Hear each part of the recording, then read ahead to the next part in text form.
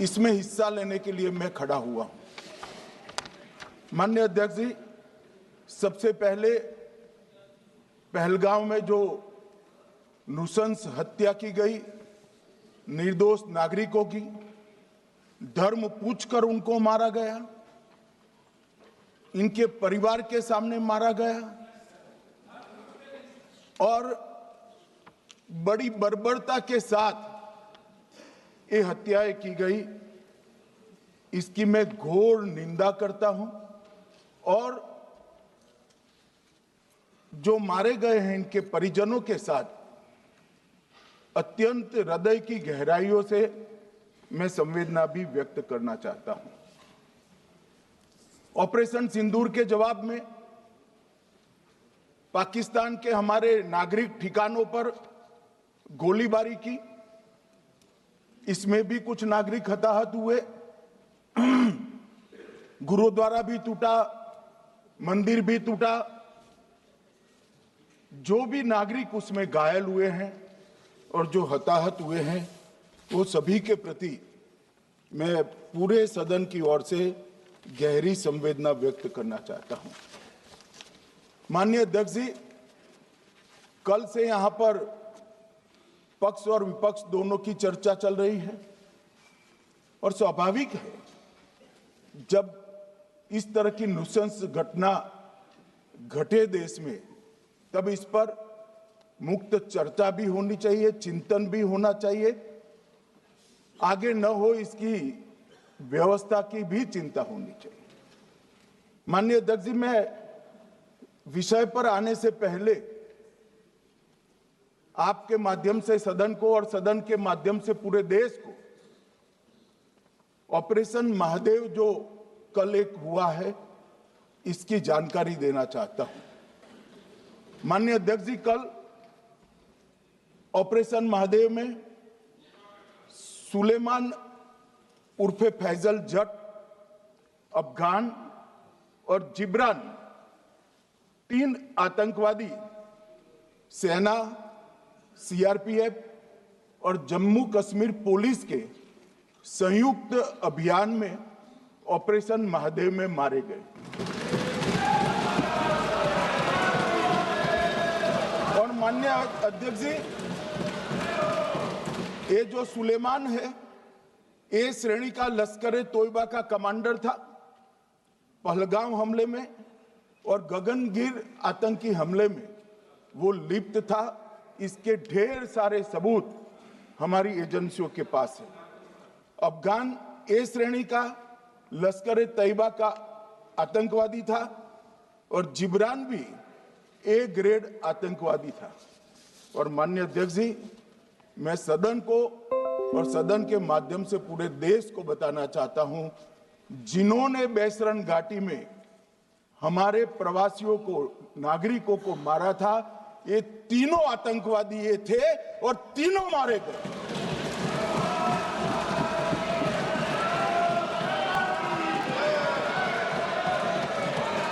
और मान्यवर, मैं आज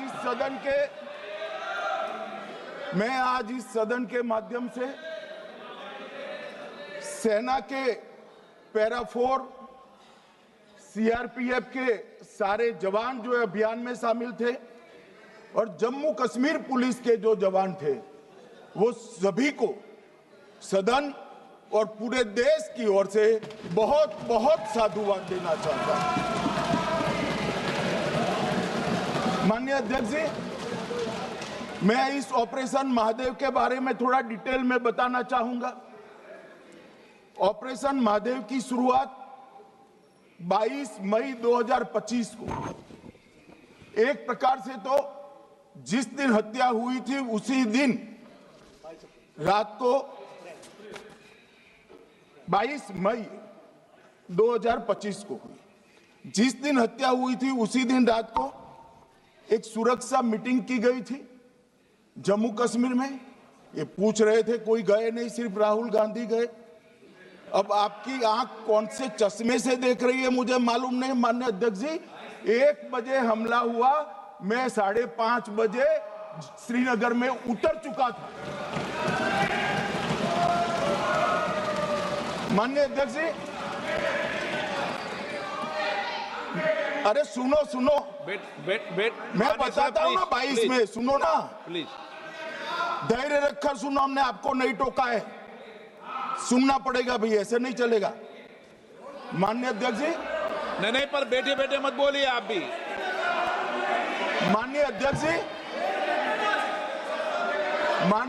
जी, 23 अप्रैल को टिप्पणी मत करिए। एक सुरक्षा मीटिंग की गई, सभी सुरक्षा बल, सेना, CRPF, BSF, Jammu Kashmir police, और सबसे पहले उसमें निर्णय किया गया कि जो नृशंस हत्यारे हैं वो देश छोड़कर पाकिस्तान भाग न पाए, इसकी हमने पुख्ता व्यवस्था की और भागने नहीं दी।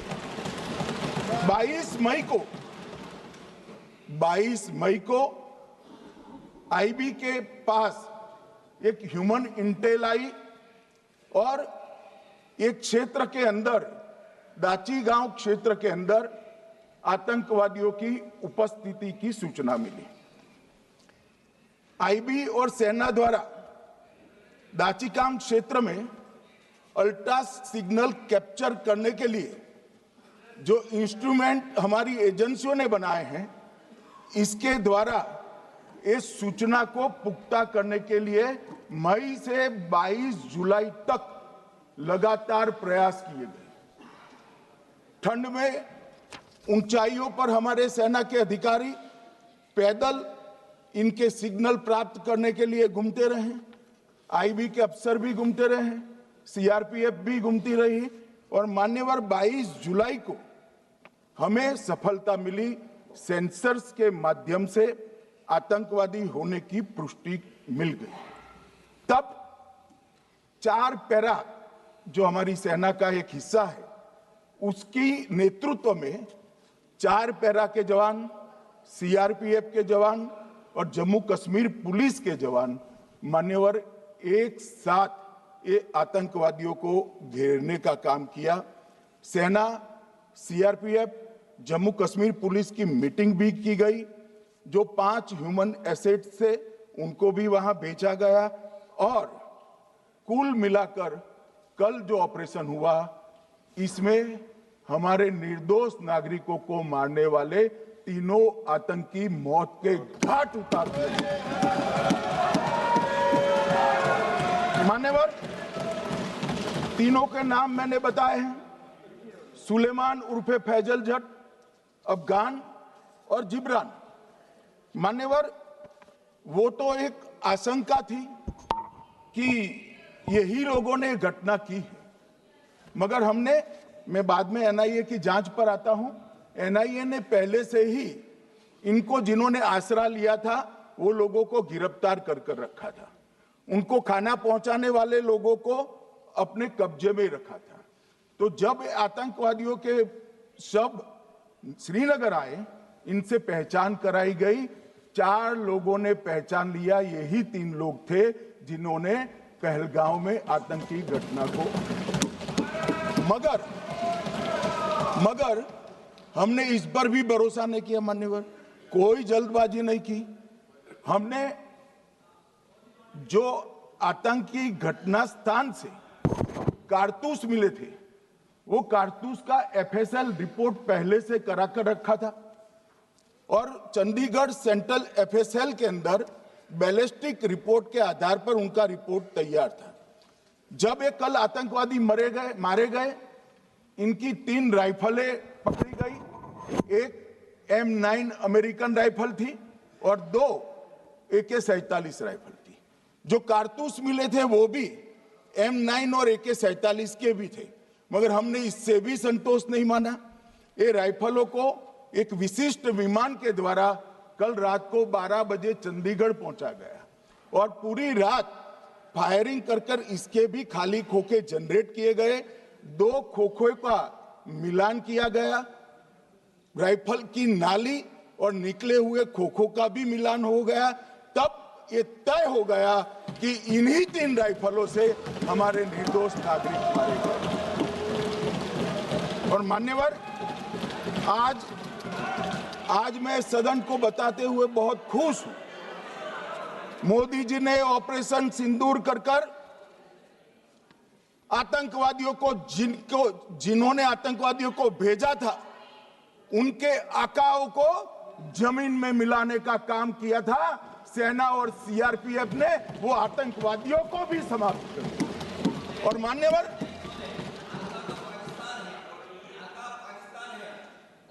कौन पाकिस्तान से आपकी बात होती है क्या? अरे बैठ जाओ बैठ जाओ बैठ जाओ भाई।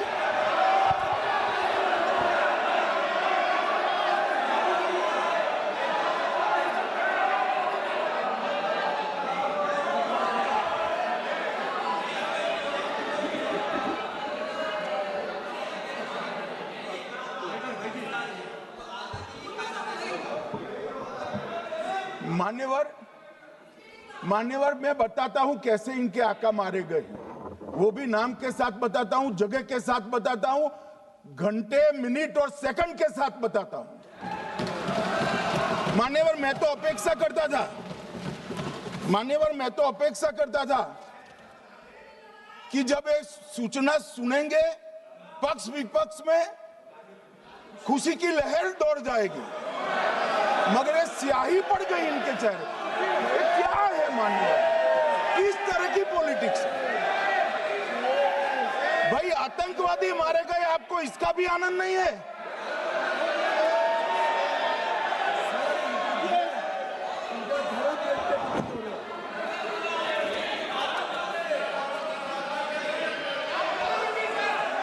अखिलेश जी बैठ जाइए, मेरा पूरा जवाब सुनिए, आपका सब जवाब आ जाएगा। भाई आप आतंकवादियों का धर्म देखकर दुखी मत होइए।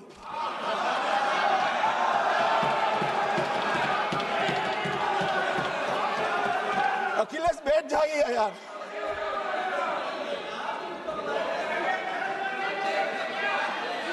अखिलेश जी बैठ जाइए। मान्यवर किसी को संशय रखने की जरूरत नहीं है। बैलिस्टिक रिपोर्ट मेरे पास है, मेरे हाथ में है, और 6 वैज्ञानिकों ने इसको क्रॉस चेक किया है। सुबह 4:46 पर फोन पर मुझे 6 ने वीडियो फोन पर कहा है कि 100% वही गोलियां हैं जो वहां चलाई। मान्यवर, ये हमारे देश की सेना, सीआरपीएफ और जम्मू कश्मीर पुलिस, ये तीनों का एक साझा बहुत बड़ा कामयाबी है, जिस पर 140 करोड़ को नाज होना चाहिए, देश की जनता को नाज। मान्यवर, मैं तो गया था वहां पर जब ये घटना हुई। दूसरे दिन इनके परिजनों को मिला था। 6 दिन की शादी वाली बच्ची विधवा होकर मेरे सामने खड़ी थी। आज तक मैं वो दृश्य नहीं भूल सकता। मगर आज सारे परिजनों को मैं कहना चाहता हूं कि मोदी जी ने ऑपरेशन सिंदूर से भेजने वालों को भी मारा, और हमारे सुरक्षा बलों ने जिनको भेजा था उनको भी मारा, और एक ऐसा सबक सिखाया है कि आने वाले कई दिनों तक कोई ऐसी हिम्मत नहीं कर पाएगा। मान्यवर, मैं थोड़ा एनआईए की जांच के बारे में भी बताना चाहूंगा। मान्यवर, जिस दिन लश्कर-ए-तोयबा ने और इसके आउटफिट टीआरएफ ने इसकी जिम्मेदारी ली, उसी दिन हमने तय कर लिया था कि ये जांच एनआईए को सौंप दी जाएगी, क्योंकि एनआईए आतंकवाद के केसों की जांच के लिए, वैज्ञानिक तरीके से जांच करने के लिए और सजा कराने के लिए महारत हासिल की हुई विश्व मान्य एजेंसी है, जिसका सजा कराने का दर 96% से ज्यादा है।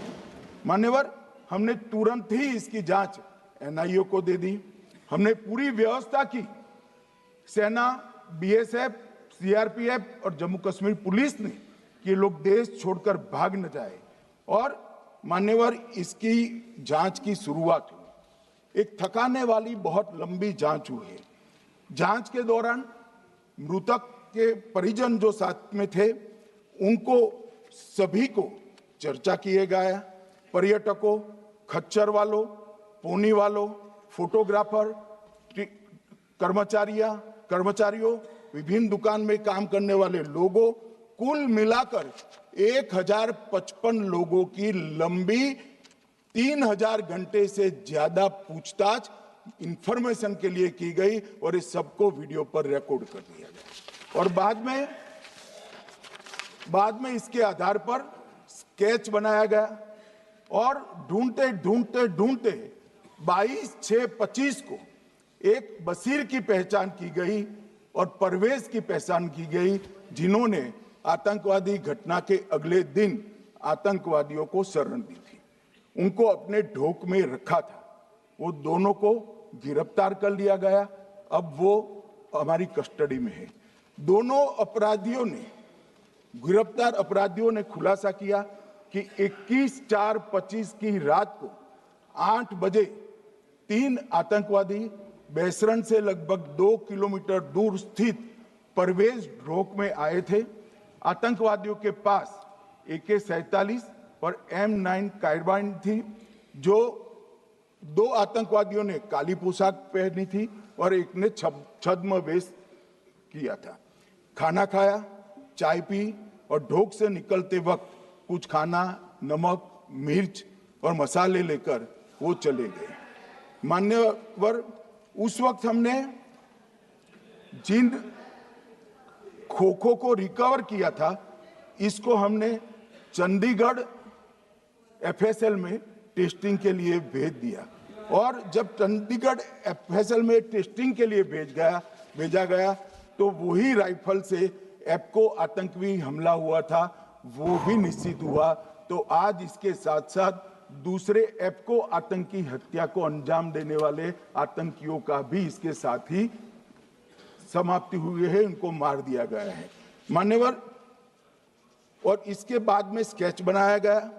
गिरफ्तार किए गए दोनों आरोपियों की माता जो थी, इन्होंने ये तीनों आतंकियों के मृतदेहों को पहचान लिया है। दोनों आतंकवादी घटना में साथ लेने वाले उनके साथियों ने भी पहचान लिया है और अब उसकी FSL की पुष्टि भी आज सुबह 4 बजे हो गई थी। अब मैं जांच का पूरा ब्यौरा बताना चाहता हूं। मान्यवर, ये हमले में 3 पाकिस्तानी आतंकवादी थे।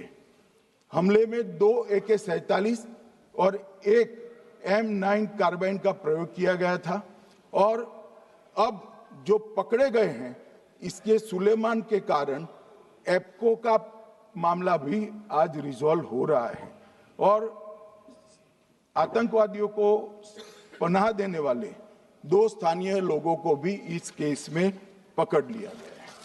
अब मान्यवर, कल पूछते थे कहां से आए, कहां गए, किसकी जिम्मेदारी है। भाई, जिम्मेदारी हमारी ही है, हम सरकार में हैं, हमारी ही जिम्मेदारी है। मगर मैं पूछता हूं, जब आप सरकार में थे तब क्या क्या हुआ था, इसकी जिम्मेदारी किसकी थी और क्यों निर्वहन नहीं किया, वो भी बाद में पूछूंगा, जरा धीरज से सुनना। मगर मान्यवर, मुझे एक बड़ा दुख हुआ।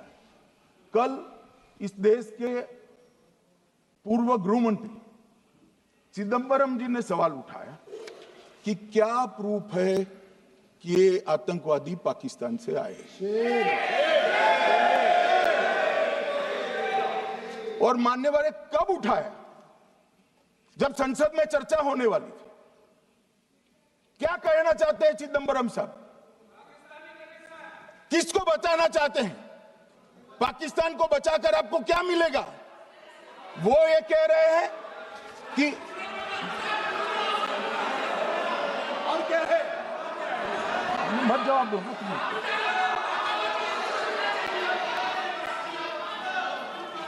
मान्यवर, हमारे पास, मैं आज चिदंबरम साहब को कहना चाहता हूं, मैं आज चिदंबरम साहब को आपके माध्यम से कहना चाहता हूं, हमारे पास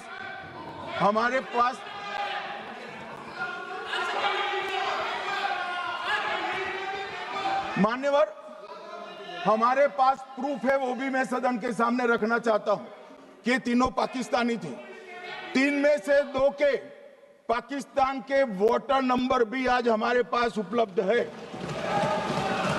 मान्यवर, ये राइफलें हैं, ये राइफलें भी हमारे पास उपलब्ध है।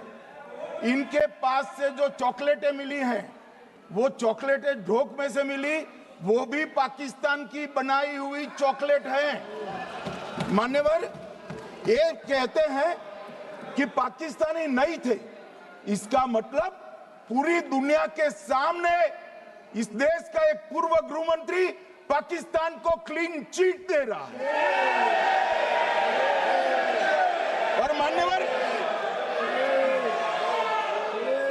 और मान्यवर, वो पाकिस्तानी आतंकवादी नहीं थे ऐसा बोलकर श्री चिदंबरम अगर पाकिस्तानी आतंकवादी नहीं थे तो पाकिस्तान पर हमला क्यों किया, वो भी सवाल खड़ा कर रहे हैं। मान्यवर, आज पूरी दुनिया ने हमारे संसद सदस्य गए थे, स्वीकारा था कि हमला पाकिस्तान ने किया है। और इस देश का गृह मंत्री जो कांग्रेस पार्टी से आता है, वो कहता है कि क्या सबूत है। अरे मुझसे मांगते, मैं दे देता। टीवी से मांगते हैं, पूरी दुनिया के सामने उजागर करते हैं, शख्स सुबह खड़ा करते हैं। पाकिस्तान को बचाने का इनका ये षड्यंत्र आज 130 करोड़ लोग जान रहे हैं। बच नहीं पाओगे आप लोग, बच नहीं पाओगे। मान्यवर,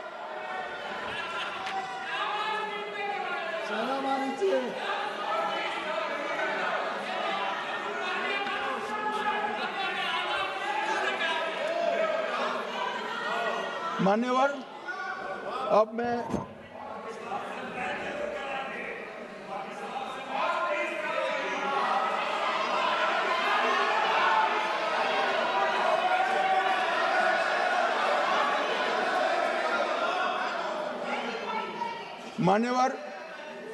अब मैं पहलगांव आतंकी हमला और ऑपरेशन सिंदूर,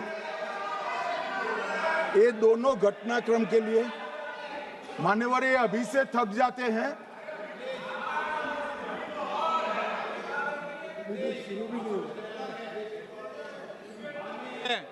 प्लीज बैठिए।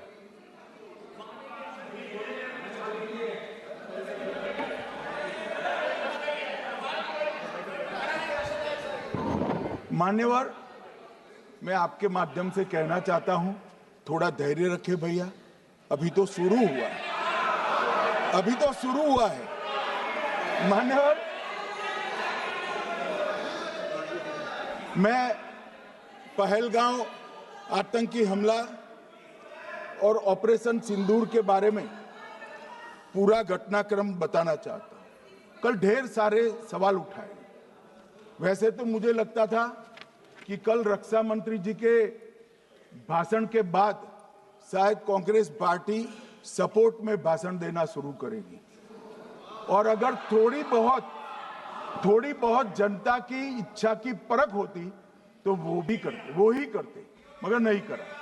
क्योंकि रक्षा मंत्री जी ने बहुत बारीकी से ऑपरेशन सिंदूर की सफलता, इसकी जरूरियात, इसकी प्रासंगिकता और इसके परिणाम, इसके बारे में बहुत अच्छे तरीके से सदन के माध्यम से पूरी देश की जनता के सामने रखा जाए। मगर फिर भी उन्होंने बहुत सारे सवाल किए। अब सवाल किए हैं तो मुझे जवाब देना भी पड़ेगा, उनको सुनना भी पड़ेगा। मान्यवर, मैं पूरा घटनाक्रम बताना चाहता हूं। मान्यवर, 22 अप्रैल को पहलगांव में आतंकवादी हमला हुआ। इसमें 26 लोग मारे गए, 25 भारतीय और 1 नेपाली नागरिक। हमने उसी वक्त मैं श्रीनगर जाने के लिए निकल गया। रात को ही सुरक्षा बलों की मीटिंग कर ये भाग न पाए इसकी व्यवस्था की। माननीय मोदी जी ने 23 और 30 अप्रैल को सीसीएस की मीटिंग चेयर की। ये कह रहे हैं, मैं आज बताना चाहता हूं कि सीसीएस की 23 अप्रैल की मीटिंग में क्या हुआ। सबसे पहला कांग्रेस पार्टी का ब्लंडर था सिंधु जल संधि, इसको स्थगित करने का काम नरेंद्र मोदी जी ने। हमने अटारी के माध्यम से एकीकृत जांच चौकी जो चलती थी उसको बंद कर दिया। पाकिस्तानी नागरिकों के सार्क वीजा को सस्पेंड कर सभी को वापस पाकिस्तान भेजने का काम किया। पाकिस्तान स्थित उच्चायोग ने रक्षा, सैन्य, नौसेना के सलाहकारों को अवांछनीय व्यक्ति घोषित किया, संख्या को 55 से घटाकर 30 किया और सीसीएस ने ये संकल्प लिया कि जहां पर भी ये आतंकवादी छुपे हैं उनको और उनकी ट्रेनिंग करने वाले अड्डों को सेना, पुलिस, सीआरपीएफ, बीएसएफ उचित जवाब देगी। मान्यवर, जिस तारीख को ये हुआ उसी दिन ये निर्णय हो चुका। मान्यवर, इसके बाद में कल गोगाई जी कहते थे मोदी जी 24 को पहलगाम जाने की जगह बिहार गए। सुनो यार। मान्यवर, मोदी जी जब ये पहलगाम घटना हुई यहां नहीं थे, विदेश में थे। आने के बाद तुरंत सीसीएस बैठक की और मोदी जी जिस दिन बिहार गए उस दिन पहलगाम में कुछ नहीं, कोई नहीं था, सिर्फ राहुल गांधी थे। सारे लोग चले गए थे, सारे लोग वहां से अपने अपने ठिकाने पर चले गए थे। मगर इन्होंने एक बात कही, उस पर मेरी आपत्ति है मान्यवर। उन्होंने कहा 24 अप्रैल को चुनावी भाषण किया। मान्यवर, देश का नेतृत्व करने वाले देश के प्रधानमंत्री की फर्ज होती है कि देश की संप्रभुता पर, देश के नागरिकों पर अगर ऐसा जघन्य हमला होता है तो जनता की भावनाओं के अनुरूप जवाब देना चाहिए। मान्यवर, मैं आज आपकी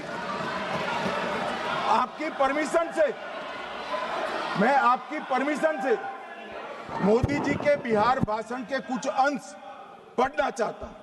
कोट अनकोट है। 22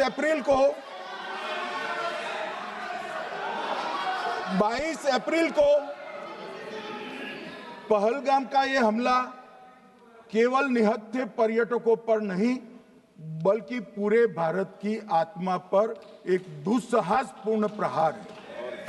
आतंकवाद के प्रति दृढ़ और कड़ा रुख, आतंकियों और इसके हमले की साजिश रखने वालों की कल्पना से भी बढ़कर उनको सजा दी जाए। मान्यवर, महत्वपूर्ण है आतंकियों और इसकी साजिश रचने वाले दोनों को। आतंकियों की बची खुची जमीन भी मिट्टी में मिलाने का समय आ गया है। 140 करोड़ भारतीय इस बात के लिए एकजुट है कि आतंक के आकाओं की कमर तोड़ दी जाएगी। भारत हरेक आतंकवादी और उनके समर्थकों की पहचान करेगा, उनका पता लगाएगा और उन्हें दंडित करेगा। आतंकवाद कभी भी भारत की आत्मा नहीं तोड़ पाएगा। न्याय सुनिश्चित करने का मैं हर संभव प्रयास करूंगा। अनकोट। अब इसमें किसी को चुनावी भाषण दिखाई पड़ता है तो उसकी समझ शक्ति पर बहुत सारे सवालिया निशान लग जाते हैं। ये चुनावी भाषण नहीं है, आतंकवाद के खिलाफ लड़ने का 140 करोड़ भारतीयों का प्रतिघोष है जो मोदी जी ने वहां दिया। इनको चुनावी भाषण दिखाई पड़ता है। जैसे चश्मे होते हैं ऐसी ही दृष्टि होती है। मान्यवर, इसके बाद 30 अप्रैल को मान्यवर 30 अप्रैल को सीसीएस की बैठक हुई। पहले 23 को हुई थी। उसमें सशस्त्र बलों को पूर्ण ऑपरेशन की फ्रीडम दे दी गई। प्रधानमंत्री मोदी जी ने सीसीएस की उपस्थिति में रक्षा मंत्री, एनएसए और सेनाओं के प्रमुख के साथ बैठकर पूर्ण ऑपरेशनल फ्रीडम देने का काम किया और इसके बाद ये ऑपरेशन सिंदूर हुआ। मान्यवर, ऑपरेशन सिंदूर 7 मई को रात को 1:04 से 1:24 तक चला। उसमें पाकिस्तान के 9 आतंकी ठिकानों को ध्वस्त कर दिया और पूरी दुनिया ने इसके दृश्य देखे। साहब, इससे बड़ा संयमित हमला नहीं हो सकता। आजकल दुनिया में युद्ध चल रहे हैं, हम देख रहे हैं, बच्चे मर रहे हैं, महिलाएं मर रही, निर्दोष मर रहे। हमने 9 आतंकी अड्डों को समाप्त किया, परंतु एक भी सिविलियन नहीं मारा गया, केवल और केवल आतंकी मारे गए। स्थान थे मरकज सुभान अल्लाह बहावलपुर, मरकज तैयबा मुरीद के, महमूना जाया कैंप सियालकोट, अरे नाम सुनो काम में आएंगे, सरजाल camp Sialkot, Sawai Nala camp Muzaffarabad, Syedna Bilal camp Muzaffarabad, Gulpur camp Kotli, Barnala camp बिंगबर्ग और अब्बास कैंप कोटली। मान्यवर, सर्जिकल स्ट्राइक और एयर स्ट्राइक में हमने पाक ऑक्यूपाई कश्मीर में ही हमला किया, एक प्रकार से भारत के हिस्से पर ही हमला किया। पाक ऑक्यूपाई कश्मीर हमारा ही है, तो हमने तो हमारे हिस्से में हमला किया, मगर इस बार 100 किलोमीटर अंदर घुसकर पाकिस्तान की भूमि पर आतंकवादियों को तबाह करने का काम। और मान्यवर, ये आतंकी के ठिकानों पर हमला हुआ, इसमें मारा कौन गया? हाफिज मोहम्मद जमील जैसे मोहम्मद के प्रमुख मौलाना मसूद अजहर के बहनोई, मुदस्सर खादियान मरकज तैयबा मुरीद का प्रमुख, याकूब मलिक जेएम पदाधिकारी, मोहम्मद हमसा जमील जेएम ऑपरेटिव, मोहम्मद यूसुफ अजहर गंभीर रूप से घायल था, फिर मारा गया, जैसे मोहम्मद का आमिर मोहम्मद हसन खान गंभीर रूप से घायल था, फिर मारा गया, जेएम ऑपरेटिव मोहम्मद हसन गंभीर रूप से घायल हुआ, अब्दुल मलिक, खालिद अबू अक्स और नोएम मलिक, इनका कोई पता ठिकाना नहीं। और मान्यवर, ये पूछते थे मुझे कल कि पहलगांव के दोषी कहां गए, वो पहलगांव के दोषी कहां गए?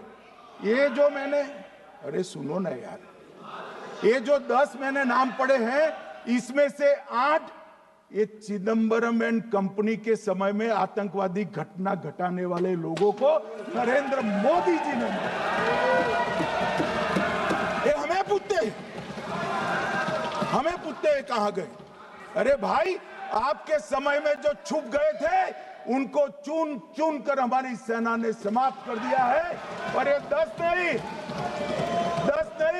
कल राजनाथ जी घबराते बोले हैं, अब ऑथेंटिक शब्द का है, मैं बढ़ा नहीं सकता, मगर कम से कम 100 लोगों को हमारी सेना ने समाप्त, 100 से अधिक लोगों को हमारी सेना ने समाप्त करने का काम। मान्यवर, और इस पर भी गर्व नहीं कर सकते आप, इस पर भी गर्व नहीं कर सकते।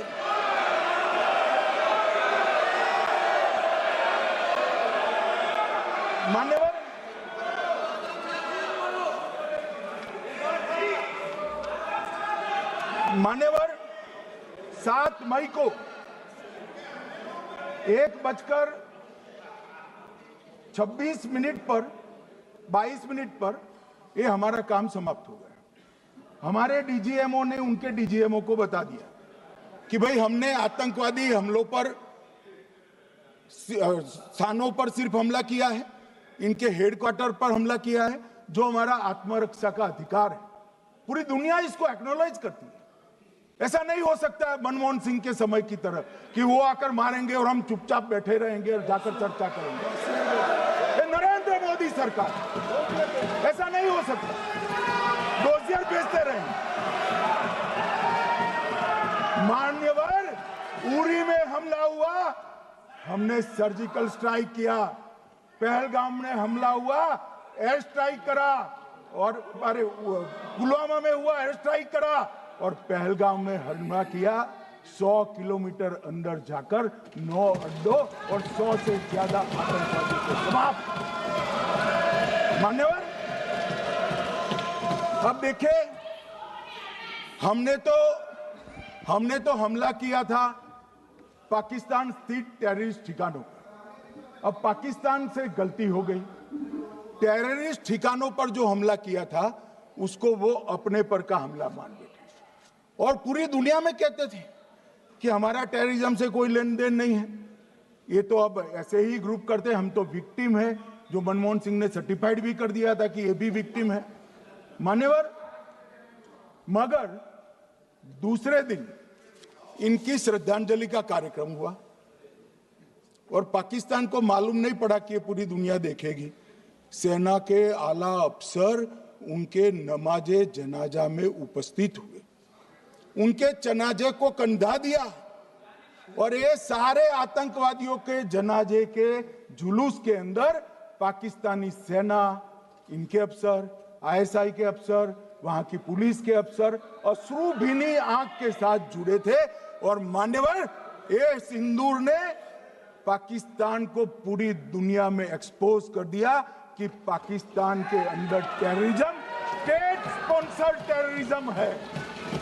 ये पूरी तरह से मान्यवर पूरी तरह से एक्सपोज हो गया। 8 मई को पाकिस्तान ने हमारे रिहायशी इलाकों में हमला किया, हमारे सेना के अड्डों पर हमला किया, मगर एक भी मिसाइल से उनका कुछ नुकसान नहीं कर पाई। बहुत नजदीक से की हुई गोलाबारी के कारण हमारे एक गुरुद्वारा टूटा, एक मंदिर टूटा, कुछ हमारे नागरिक हताहत हुए। और दूसरे दिन 9 मई को मोदी जी ने सेना को हुक्म दिया, एक मीटिंग करी, राजनाथ जी, मोदी जी, एनएसए, सेना के सारे अध्यक्ष, और जवाब देने का तय किया और उनके 11 एयरबेस को क्षतिग्रस्त करने का काम किया। मान्यवर, 8 एयरबेस इतने सटीक तरीके से तोड़े गए, पाकिस्तान की पूरी एयर डिफेंस सिस्टम धरी की धरी रहेगी, कुछ नहीं कर पाई। नूर खान चकलाला एयरबेस तोड़ दिया गया, मुरीद तोड़ दिया गया, सुगुर्दा तोड़ दिया गया, रफीकी तोड़ दिया गया, रहीम यार खान तोड़ दिया गया, जकोबाबाद तोड़ दिया गया, सुक्कुर और भोलारी भी तोड़ दिए। और सुक्कुर, लाहौर, अरिफवाला, चुनेन, जकोकाबाद और नया चोर, ये 6 रडार सिस्टम भी उनके पूरी तरह से ध्वस्त कर दिए। 2 surface to air guided weapon Lahore और ओकारा में इनका जखीरा भी समाप्त कर दिया गया। और मान्यवर, ये हर चीज में पॉलिटिक्स करते, हर चीज में। जब उन्होंने हमारे रिहायशी इलाकों पर हमला किया, फिर भी हमने इनके रिहायशी इलाकों पर हमला नहीं किया, सिर्फ इनके एयरबेस और एयर डिफेंस सिस्टम को निशाना बनाया और उनकी आक्रमण करने की क्षमता को पंगु कर रख दिया। हमारी पूरी सेना, पूरी वायुसेना, पूरी नौसेना अक्षुण्ण थी और उनकी हमला करने की क्षमता को हमने छिन्न विछिन्न कर दिया। पाकिस्तान के पास शरण में आने के अलावा और कोई चारा ही नहीं था। इसलिए मान्यवर, इसलिए 10 मई को डीजीएमओ ने, पाकिस्तान के डीजीएमओ ने भारत के डीजीएमओ को फोन किया और 5 बजे हमने इस संघर्ष को विराम किया। अब मान्यवर,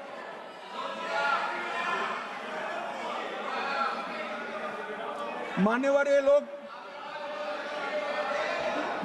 लोग कल सवाल उठा रहे थे कि इतनी अच्छी पोजीशन में थे, आपने युद्ध क्यों नहीं किया?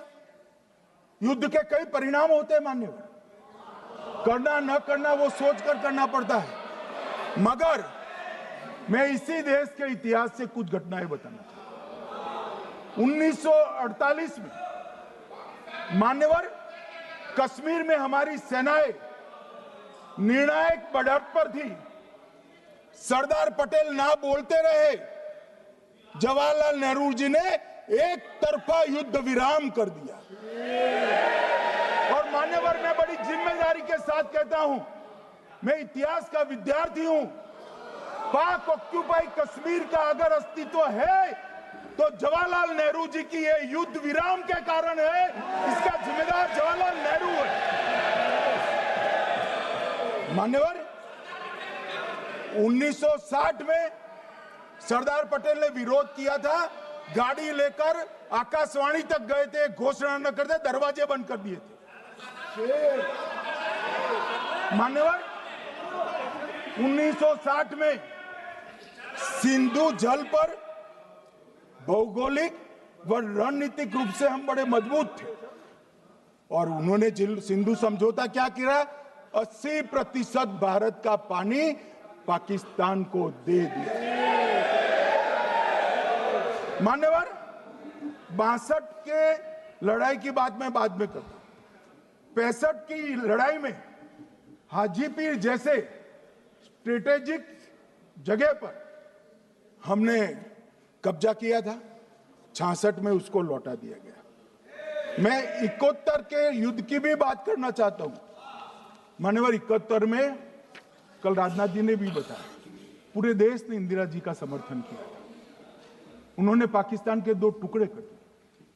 बहुत बड़ी विजय थी भारत की और सदियों तक भारत इस विजय पर गर्व करेगा। हम सब भी करते हैं, हमें कोई आपत्ति नहीं। मगर हुआ क्या मान्यवर, युद्ध की विजय की चकाचौंध में क्या हुआ?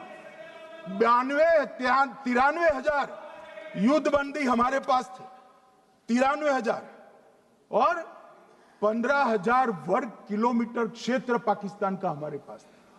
93 हजार युद्धबंदी, उस वक्त की पाकिस्तान की सेना का 42% और 15,000 वर्ग किलोमीटर क्षेत्र। मगर शिमला में समझौता हुआ, पाक ऑक्यूपाई कश्मीर मांगना ही भूल गए। अगर उस वक्त पाक ऑक्यूपाई कश्मीर मांग लेते, न रहेगा बांस, न बजती बांसुरी। ये कैंप तोड़ने की जरूरत न पड़ती साहब आपको, हमको। मान्यवर, इतना ही नहीं, पाक ऑक्यूपाई कश्मीर तो नहीं लिया, मांगना ही भूल गए। 15,000 वर्ग किलोमीटर की जीती हुई भूमि भी वापस दे दी। तय हुआ था पाकिस्तानी नरसंहार के लिए युद्ध अपराध न्यायाधिकरण बनेगा, नहीं बना। सेना ने पूर्वी पाकिस्तान में नरसंहार किया था। 195 पाकिस्तानी अधिकारियों पर मुकदमा चढ़ना था। भुट्टो अपने साथ इंदिरा जी के सामने से छुड़ा कर ले गए। जनरल मानेक शॉ का एक कोट अनकोट कहता हूं, जनरल मानेक शॉ का, जो एक प्रकार से आर्किटेक्ट माने जाते हैं बांग्लादेश विजय के, इन्होंने कहा कि भुट्टो ने भारत के नेतृत्व को मूर्ख बनाया। अब जो शब्द है, मैं आप कोट अनकोट है, इसमें मेरा कुछ नहीं है, ये लोग गुस्सा न हो सकते। I told her, into bracket Indira Gandhi, Indira ji को कहा, that he, into bracket Bhutto के लिए, he has made monkey out of you. समझ में आता है? ये फील्ड मार्शल साहब ने कहा है मान्यवर, और ये हमें सिखा रहे, ये नहीं किया, वो नहीं किया, फलाना नहीं किया, ठिकाना नहीं किया। अरे भाई, आप तो पाकिस्तान को क्लीन चिट दे रहे हो कि पाकिस्तान ने हमला ही नहीं किया है। क्या अधिकार है आपको पूछने का? कोई अधिकार नहीं है साहब। देखिए क्या होता है, मैंने कहा पाकिस्तान को क्लीन चिट दे रहे हो, तो कनी मोदी जी कह रही है कि नहीं, हम नहीं दे रहे हैं। कनी मोदी जी, माननीय अध्यक्ष जी, आपके माध्यम से मैं कनी मोदी को बताना चाहता हूं, माननीय सदस्य जी को, कि वो कह रही है हमने नहीं दिया, मगर जिसके साथ बैठते हो उसका दोस्त तो आपके सर पर आएगा ना। चिदंबरम जी कर रहे हैं, आपके राज्य से है, कांग्रेस के प्रमुख नेता है, देश के पूर्व गृह मंत्री कह रहे हैं कि पाकिस्तान ने आतंकवादी नहीं भेजे थे। क्या क्लीन चिट देना चाहते? किसी को अधिकार नहीं है साहब यहां आतंकवाद पर बोलने का, किसी को अधिकार नहीं। मान्यवर, मैं अब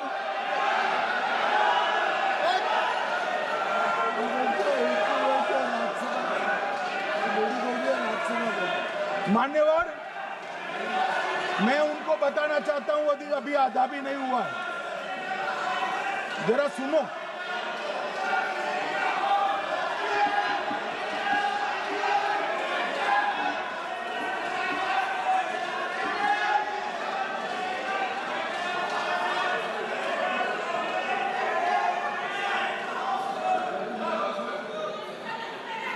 मान्यवर, 62 के चिन्ह में क्या हुआ, 62 के युद्ध में क्या हुआ? ये अभी कल कुछ कांग्रेस के सदस्य चीन का सवाल पूछ रहे थे, मैं आज पूछना चाहता हूं 62 के युद्ध में क्या हुआ? 38,000 वर्ग मीटर, पूरा सदन ध्यान से सुने, 38,000 वर्ग मीटर अक्साई चीन का हिस्सा चीन को दे दिया गया। और वर्ग किलोमीटर ही बोला, वर्ग किलोमीटर। और मान्यवर, ऐसी ही चर्चा उस वक्त सदन में हुई। मैं तो बड़ी गंभीरता से जवाब दे रहा हूं, मुझे बोलने नहीं देते। जवाहरलाल नेहरू जी ने क्या कहा? वहां घास का एक तिनका भी नहीं उगता है, वो जगह को क्या करो। तो एक संसद सदस्य ने, नेहरू जी का सर मेरे जैसा था, महावीर प्रसाद त्यागी जी ने कहा कि आपके सर पर भी एक बाल नहीं, वो चीन बेच दे क्या? मान्यवर इस तरह से जवाब देते थे, नॉन सीरियस टाइप के जवाब। और कल गोगोई जी बड़ा बड़ा उछल कर बोल रहे थे। अरे गोगोई जी, आपको मालूम है उन्होंने चीन के बारे में, आसाम के बारे में क्या कहा था? आसाम को आकाशवाणी पर बाय बाय कह दिया था। रिकॉर्डिंग है, रिकॉर्डिंग है।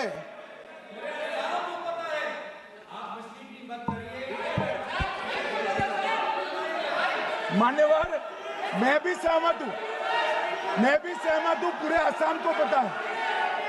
मान्यवर,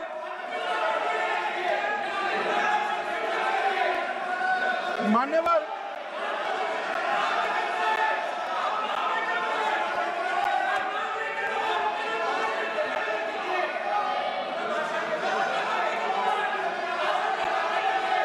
मान्यवर, मुझे मालूम है पूरे आसाम को पता है, इसीलिए तो वो विरोध पक्ष में बैठे हैं वहां पर आसाम में, पूरे आसाम को पता है।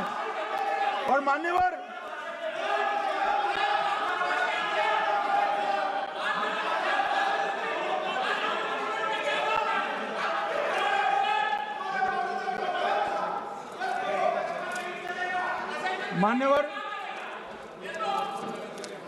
मान्यवर, जोर से बोलने से सत्य को छिपाया नहीं जा सकता।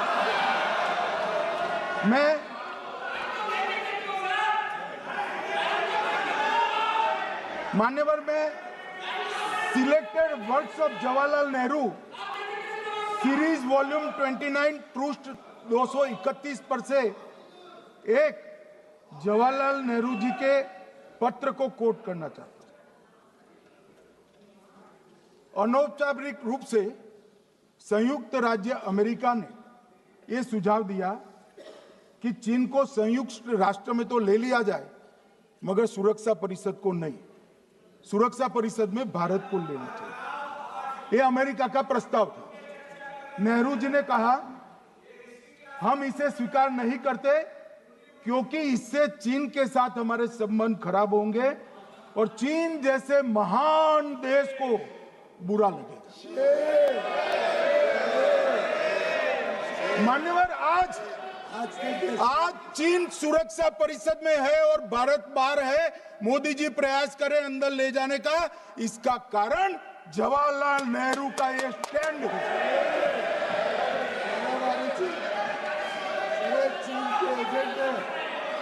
और मान्यवर, ये तो पीढ़ी दर पीढ़ी चलता आ रहा है। राजीव गांधी फाउंडेशन ने चीन के साथ एमओयू कर दिया। अब कहते नहीं है कि एमओयू में क्या था, ये तो बताओ भाई, क्या एमओयू किया था राजीव गांधी फाउंडेशन ने? और जब डोकलाम में हमारे सेना के जवान चीन की सेना के सामने आंख में आंख डालकर बैठे थे, वो चीन के राजदूत के साथ राहुल गांधी मीटिंग कर।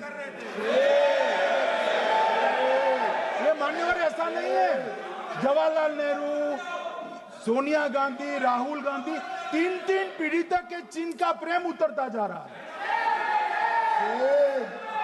मान्यवर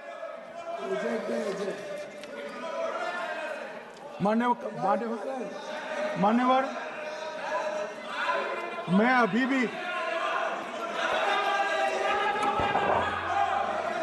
भी एक बात इस महान सदन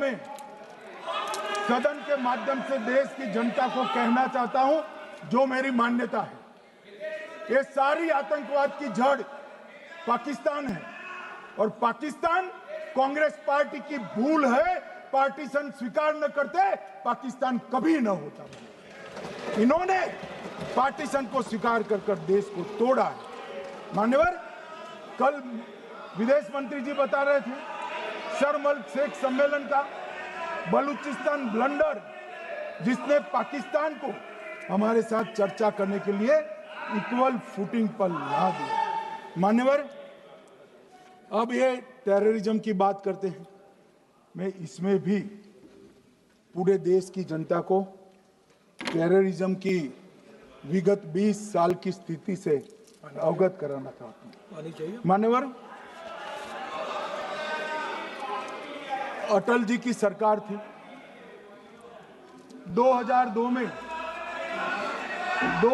में टेररिज्म को समाप्त करने के लिए अटल जी की सरकार, एनडीए की सरकार, भाजपा सरकार पोटा का कानून लेकर आई। मान्यवर, मैं सदन को याद कराना चाहता हूं, पोटा कानून का विरोध किसने किया था? किसने किया? कांग्रेस पार्टी ने किया। हमारे पास बहुमत नहीं था राज्यसभा में, मजबूरन हमने कानून को गिर गया, मजबूरन संयुक्त सत्र बुलाना पड़ा और पोटा कानून संयुक्त सत्र में पारित हुआ। देश नहीं भूल सकता मान्यवर। और पोटा कानून को रोककर आज भी कांग्रेस पार्टी के नेता जब बोले तब कहे, पोटा कानून को रोककर किसको बताना चाहते थे आप? किसको बचाना चाहते थे? पोटा तो आतंकवादियों के खिलाफ था। पोटा को रोककर अपनी वोट बैंक का उल्लू सीधा करने के लिए आप आतंकवादियों को बचाना चाहते। और मान्यवर, 2004 में अटल जी की सरकार गई, मनमोहन सिंह, सोनिया गांधी की सरकार आई। आते ही पहला काम क्या किया मान्यवर? पहली ही कैबिनेट में पोटा कानून को रद्द कर दिया। मैं फिर से पूछता हूं, किसके फायदे के लिए कांग्रेस पार्टी ने पोटा कानून रद्द किया? जवाब दीजिए जरा यहां पर। और मान्यवर, इसके बाद क्या हुआ? 2004 के दिसंबर में पोटा कानून रद्द हुआ। 2005 में अयोध्या में रामलल्ला के टेंट पर हमला हुआ, आतंकवादी मारे गए। मुंबई लोकल ट्रेन 2005 में रामलल्ला पर हमला, 6 में मुंबई ट्रेन में बम धमाके, 187 लोग मारे गए। 2006 डोडा उधमपुर में हिंदुओं पर हमला, 34 लोग मारे गए। 2007 हैदराबाद 44 लोग मारे गए। 2007 यूपी लखनऊ वाराणसी 13 लोग मारे गए। रामपुर सीआरपीएफ कैंप, वहां पर हमला हुआ 2008 में। 2008 में श्रीनगर के आर्मी के काफिले पर हमला हुआ, 10 सुरक्षा बल मारे गए। मुंबई आतंकी हमला 2008 में हुआ, 246 लोग मारे गए। जयपुर में 8 बम धमाके हुए, 64 लोग मारे गए। 2008 में अहमदाबाद में 21 बम धमाके हुए, 57 लोग मारे गए। दिल्ली में 2008 में 5 धमाके हुए, 22 लोग मारे गए। और पुणे की जर्मन बेकरी 17 लोग मारे गए। वाराणसी में 10 में धमाका हुआ, 11 में मुंबई में 3 धमाके हुए, 27 लोग मारे गए। अब मैं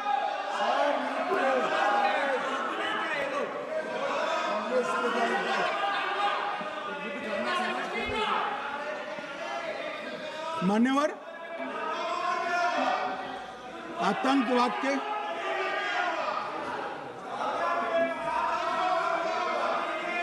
मान्यवर, आतंकवाद के खिलाफ लड़ाई होती, कभी वो हमला करते हैं, मगर सवाल ये है कि इन्होंने 5 से 11 के बीच में 27 जघन्य हमले किए, 1000 के करीब करीब लोग मारे गए। आपने क्या किया? क्या किया आपने? जवाब दीजिए, क्या किया? और मैं राहुल गांधी जी को चैलेंज देना चाहता हूं, इन्होंने इस आतंकवादी हमलों के खिलाफ उनकी सरकार ने जो कदम उठाए, यहां खड़े रहकर हिम्मत से बताए देश की जनता को, कुछ नहीं किया मान्यवर। ये यहां से आतंकवादियों की फोटो पाकिस्तान भेजते रहे, डोजियर भेजते रहे। और मान्यवर ये कहते हैं कि आपके समय में भी हमले हुए, मैं उनको अंतर समझाना चाहता हूं, वो देख नहीं पा रहे। मान्यवर, हमारे समय में जो भी आतंकवादी घटना हुई, पाक प्रेरित और कश्मीर सेंट्रिक हुई। देश के हिस्से में 2014 से 2025 तक एक भी घटना नहीं हुई है मान्यवर। ये नरेंद्र मोदी सरकार है मान्यवर। और कश्मीर में भी आज स्थिति ऐसी हुई है, उनको पाकिस्तान से आतंकवादी भेजने पड़ते हैं। कश्मीर में आतंकवादी अब हमारे नहीं बनते हैं मान्यवर। और मैं सलमान खुर्शीद जी को भी याद करना चाहता हूं। एक बार मैंने बड़े सवेरे में नाश्ता करता था, टीवी पर उनको रोते हुए देखा। मुझे लगा क्या हुआ, कोई बड़ी घटना हो गई। तो रोते रोते वो श्रीमती सोनिया गांधी के घर से बाहर आ गए कि बाटला हाउस की घटना देखकर सोनिया जी फूट फूट कर रो पड़ी। अरे रोना था तो शहीद मोहन शर्मा के लिए रोते, बाटला हाउस के आतंकवादियों के लिए रोना आता है। और मान्यवर ये हमें पूछते हैं कि आपने क्या किया। कोई अधिकार नहीं है पूछने का, कोई अधिकार नहीं है मान्यवर। और ये हमें पूछते थे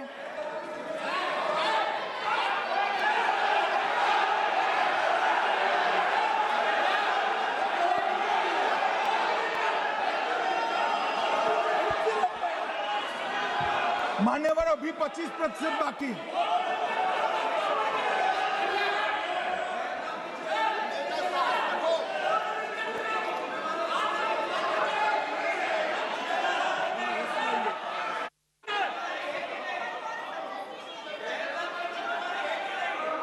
बैठिए, जवाब दे रहे हैं ना आपका, जवाब दे रहे हैं आपका। पहलगांव के बाद जो घटनाक्रम घटित उसका जवाब दे दिया ना माननीय गृह मंत्री जी ने। आपने पूछा आतंकवादियों क्या हुआ, आतंकवादियों का जवाब दे दिया। क्या पूछना चाहते हैं आप? आपने हर सवाल पूछा, हर सवाल जवाब सुनिए माननीय गृह मंत्री जी।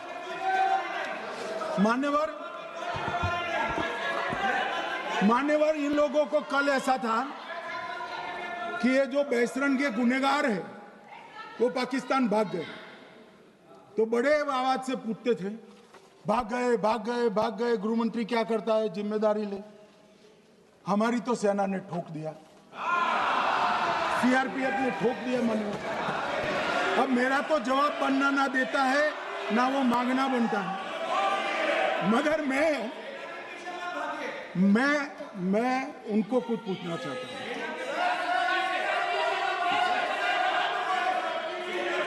मान्यवर,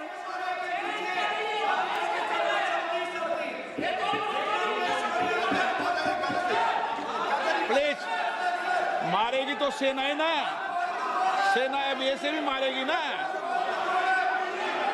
तो वो भी ये कह रहे हैं सेना और सीआईएसएफ ने मारा।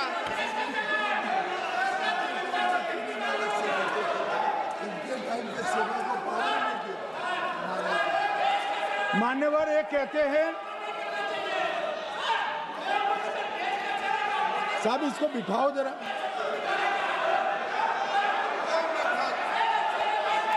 हाँ, बैठिए बैठिए बैठिए बैठिए।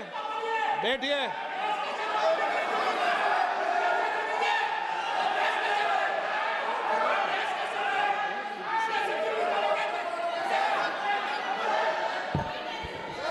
सबको मान्यवर, ये लोग मुद्दा उठाना चाहते हैं तो जरूर उठाए।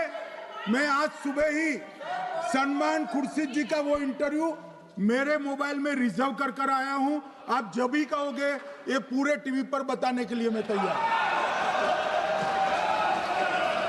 सेव कर आया हूं।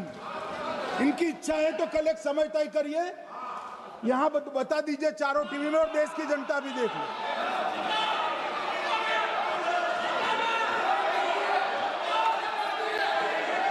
मान्यवर कह रहे हैं बताओ, आप बताओ, बताना है या नहीं बताना? ले पूछो ना उनको। Please please.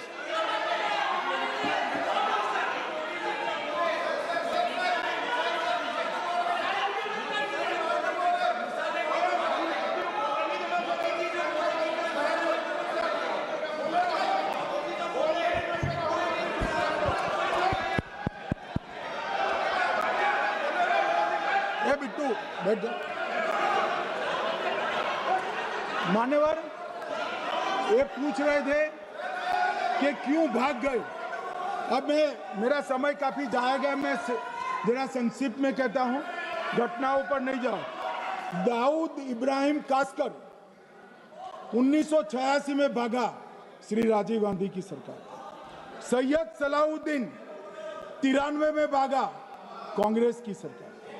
टाइगर मेमन 93 में भागा, कांग्रेस की सरकार। अनीस इब्राहिम कासकर 93 में भागा, इनकी सरकार। रियाज भटकल 2007 में भागा, इनकी सरकार। इकबाल भटकर 2010 में भागा, इनकी सरकार। मिर्जा सादाब बेग 2009 में भागा, इनकी सरकार। अब मान्यवर मेरा तो जवाब मांग लिया, हमारे सुरक्षा बलों ने मेरा जवाब भी दे दिया, अब राहुल गांधी इसका जवाब दे।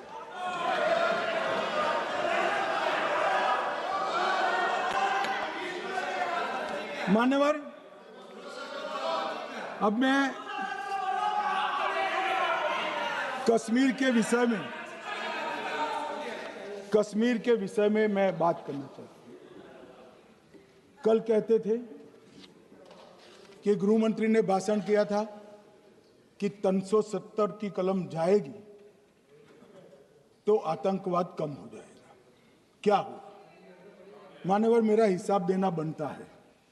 हम भारतीय जनता पार्टी के कार्यकर्ता हैं, ये नरेंद्र मोदी जी की सरकार है, हम जवाबदेह होते हैं जनता के प्रति, संसद के प्रति और देश के हितों के प्रति। मैं आज देश की जनता के सामने 2004 से 14 और 2015 से 25 10-10 साल का लेखा जोखा रखना चाहता हूं। 2004 से 14 में अखंड सोनिया मनमोहन की सरकार थी 10 साल की, और 15 से 25 अखंड रूप से नरेंद्र मोदी जी की सरकार। कश्मीर में टेरर इंसिडेंट 7,217 हुए थे 2004 से 14 में। 70% की कमी के साथ 2150 हो गए 1525। नागरिकों की मृत्यु 2004 से 14 में 1770 हुई, 2015 से 25 में कम होकर 357 हो गई, 80%। सिक्योरिटी फोर्सेस की मृत्यु 1060 हो गई उस वक्त, और हमारे समय में 542 हुई, और टेररिस्टों की मृत्यु में 123% की वृद्धि हुई। ये हमें पूछ रहे हैं क्या हुआ? आंकड़े से भाग नहीं सकते भाई, आंकड़े से भाग नहीं सकते। और अब मैं कहता हूं कि धारा 370 ने कश्मीर में आतंकवादी इकोसिस्टम को नष्ट कर दिया है, जिस धारा 370 को आपने इतने साल तक बचा।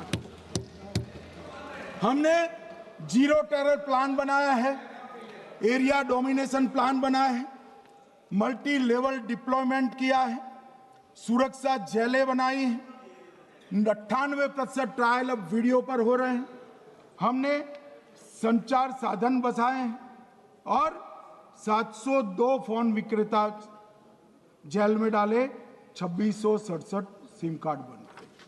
हमने एक जमाना था साहब 10-10 हजार लोगों के जनाजे निकलते थे, पूरे देश ने घटनाएं देखी होगी, बुरहान वानी मर गए, फला मर गए, ढिका मर गए, 10-10 हजार। अब जो मारा जाता है उसको वही दफना दिया जाता है। किसी भी आतंकवादी को उसका महिमा मंडन करने के लिए जनाजे की इजाजत नरेंद्र मोदी के शासन में नहीं। मान्यवर, आतंकवादियों के सगे वाले और समर्थक चुन चुन कर हमने नौकरियों से निकाले, पासपोर्ट रद्द कर दिए हैं, गवर्नमेंट कॉन्ट्रैक्ट रद्द कर दिए हैं, 75 से ज्यादा आतंकी समर्थकों को कोर्ट से ऑर्डर लेकर सरकार से बर्खास्त कर दिया गया है। बार काउंसिल उनके समर्थकों से भरी थी, सस्पेंड कर नया लोकप्रिय चुनाव हमने कराया है। मान्यवर, कई संगठन बैन करे, मैं बाद में बताता हूं। विशेष यूएपीए अदालतें बनाई हैं, लगभग मार्च 22 से 25 के बीच में यूएपीए के 2267 मामले हमने जब्त किए हैं, दर्ज किए हैं, 374 कुर्की की है। और परिणाम क्या है मान्यवर, ये पूछ रहे हैं परिणाम क्या है। शुतुरमुख वृत्ति से अगर मिट्टी में सर रखकर बैठोगे तो कुछ नहीं, सूर्य भी नहीं दिखेगा। मान्यवर, परिणाम आया है। पहले ऑर्गेनाइज्ड टाउन पेल्टिंग साल की 2654 होती थी एवरेज इन केस में। कितनी मान्यवर? 2654 पथराव होते हैं, 2024 में 0 हो गए। मान्यवर, ऑर्गेनाइज हड़ताल पाकिस्तान से ऐलान करते थे, घाटी बंद रहती थी। पाकिस्तान की भी हिम्मत नहीं है, घाटी में भी हिम्मत नहीं है। इनके समय में साल में 132 दिन घाटी बंद रहती थी, अब ऑर्गेनाइज हड़ताल 3 साल से 0 है। मान्यवर, टाउन पेल्टिंग में नागरिकों की मृत्यु हर साल 112 होती थी, 3 साल से नागरिकों की मृत्यु 0 है। मान्यवर, जख्मी होते थे 6235 लोग टाउन पेल्टिंग में, आज 0। मान्यवर, आज मैं बताता हूं, एक समय में हुर्रियत के नेताओं को यहां वीआईपी ट्रीटमेंट मिलती थी, हुर्रियत के साथ चर्चा करते थे और ये हुर्रियत वाले आते थे, रेड कारपेट पूरा रोड खाली कर सीधा आता था और मनमोहन सरकार के दूत इनके साथ चर्चा करते थे। सारे हुर्रियत के कंपोनेंट हमने बैन कर दिए हैं, सारे जेल की सलाखों के पीछे। हम कोई हुर्रियत से बात करना नहीं चाहते। मैं सदन में नरेंद्र मोदी जी की नीति दोहराना चाहता हूं। हुर्रियत टेररिस्ट संगठनों के आउटफिट है, हम इनसे बात नहीं करेंगे। हम अगर किसी से बात करेंगे तो घाटी के युवाओं के साथ बात करेंगे, हुर्रियत के साथ बात। मान्यवर, चुनाव के दौरान डर का माहौल होता था, अब 98.3% मतदान हुआ पंचायत चुनाव। कांग्रेस की बंद बहिष्कार का समय बंद हो गया। सेपरेटिस्ट बात करना चाहते थे, अब वो नहीं कर सकते। और मान्यवर, 2019 के बाद हमने कितने संगठन बैन करे, मैं बोलना चाहता हूं, थोड़ा समय चाहिएगा मान्यवर।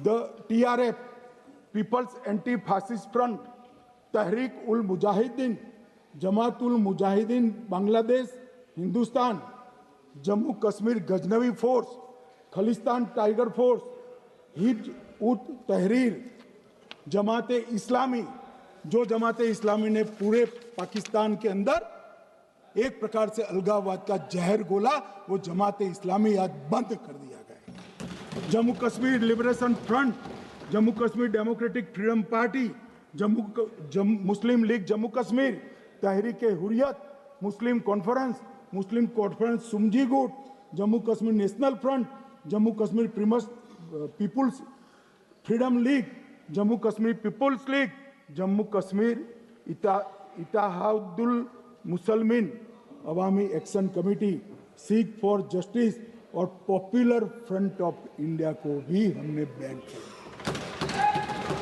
और ये शांति ऐसे नहीं हुई है। और ये कहते हैं कि एक भी घुसपैठ नहीं होती है।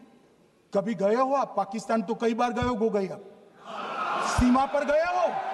पाकिस्तान तो कई बार गए हो, फिर से बोलता हूं, सीमा पर गए हो, सीमा के माध्यम से पाकिस्तान गए हो? हमारे जवानों की कठिनाई देखो साहब, -43 डिग्री में पहाड़ पर रहकर नदी नालों के बीच में चौकी करते हैं। कोई घुस गए तो क्या हुआ? कोई घुस गया वो बचेगा नहीं। यहां हम उसको या तो अरेस्ट करेंगे या तो एनकाउंटर में वो मारा जाएगा, बचेगा कोई नहीं। इनको सीमा की भौगोलिक कठिनाइयां मालूम नहीं। वहां मान्यवर कई नदी नाले हैं, वेग से पानी आता है, -46 डिग्री टेम्परेचर है, नीचे सुरंगें बनाते हैं। और ये तो ऐसे कह रहे हैं घुस गए। अरे भाई, आपके मन में तो, आपके समय में तो घुसने की जरूरत ही नहीं थी। आप बुलाते थे वीजा देकर, क्यों घुसेंगे? घुसने की जरूरत ही नहीं। जैसे आप पाकिस्तान जाते हो वैसे वो यहाँ आते।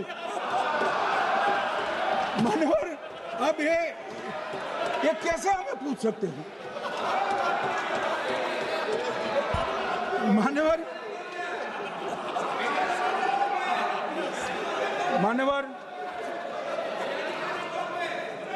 मैं समझ रहा हूं,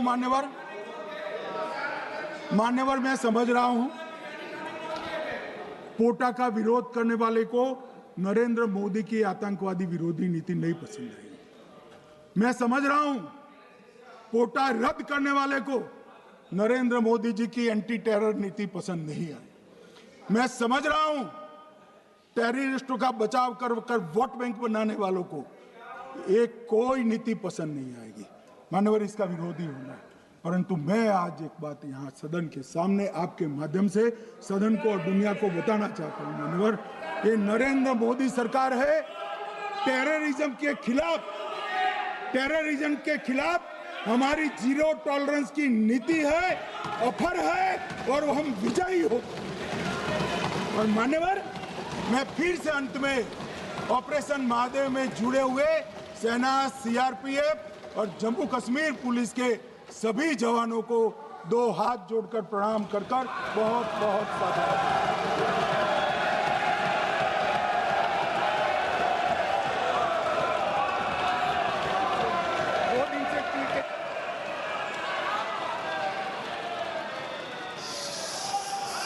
श्रीमती के कनिमोजी, आप उसके बाद।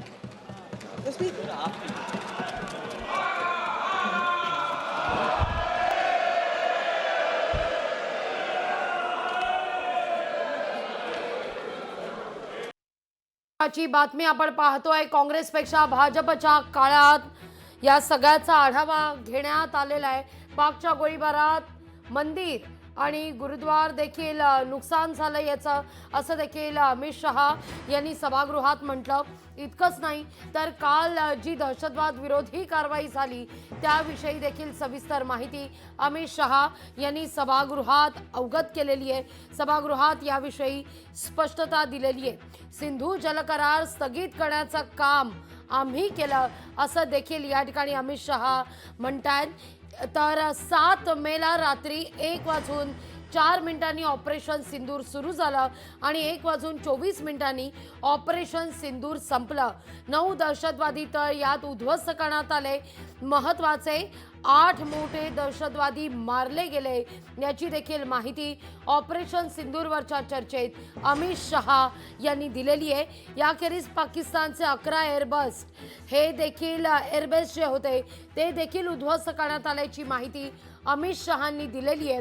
तर सुलेमान, अफगाण आणि जिब्रान हे दहशतवादी काल मारले गेल्याचं अमित शहा स्पष्ट करतात।